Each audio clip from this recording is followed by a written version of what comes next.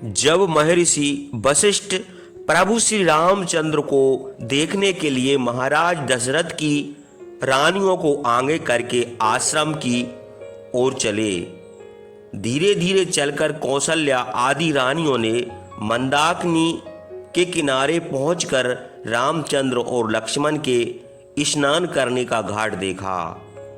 कौशल्या ने उदास होकर आंखों में आंसू भरकर सुमित्रा और अन्य रानियों से कहा, जो राज्य से निकाल दिए गए हैं और जो उत्तम कर्म करने वाले हैं, उन अनाथ रामचंद्र, लक्ष्मण और सीता का यह घाट देखो।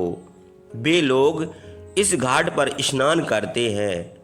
हे सुमित्रा, तुम्हारे पुत्र लक्ष्मण आलस्य छोड़कर रामचंद्र के लिए यहाँ से अपने साथ जल ले जाते हैं, किंतु यह नीच काम करके भी वे निंदनीय नहीं हुए हैं, क्योंकि बड़ा भाई पिता के समान है।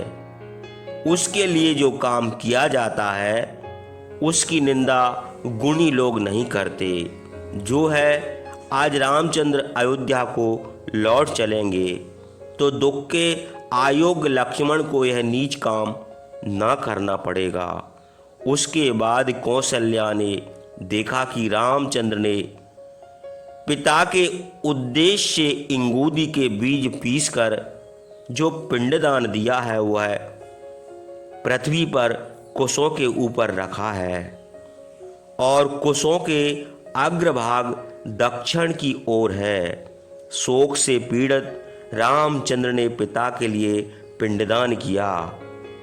यह देखकर कौशल्या ने दूसरी रानियों से कहा, देखो, महात्मा राजा दशरथ के लिए रामचंद्र ने यह पिंडदान किया है।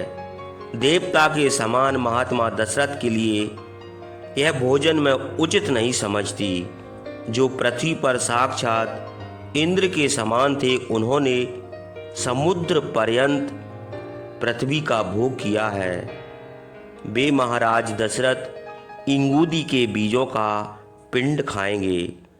संसार में मेरे लिए इससे बड़ा दुख और कुछ नहीं है। बुद्धिमान रामचंद्र को अपने पिता के लिए इंगूदी का पिंडदान देना पड़ा। रामचंद्र का दिया हुआ इंगूदी का यह पिंड देखकर भी दुख के मारे मेरे हृदय के 100 टुकड़े क्यों नहीं हो जाते।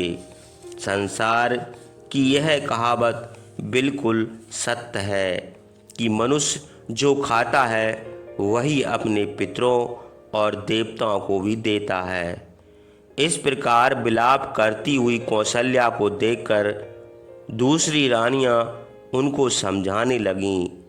उसके बाद रामचंद्र के आश्रम पर पहुंचकर सुख भोग से वंचित स्वर्ग से आए हुए देवता समान उनको देखा।